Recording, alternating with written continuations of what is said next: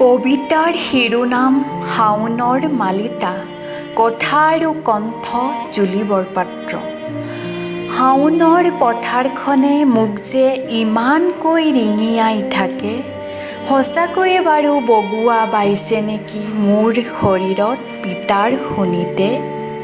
মোৰ মনত আছে আহাৰ শাওন মাহত পিতায়ে খোৱা শোৱাও পাহৰে। আইজনীৰ আকৌ টিঙিচকৈ খংটোহে উঠে। মানুহজনে বাৰু কিয়নো নিজৰ কথা অলপো নাভাবে।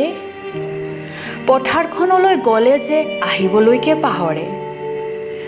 আয়ে নাজানে সোণগুটিহঁতৰ হেঁপাহতে দিনৰ দিনটো পিতা পথাৰতে থাকে।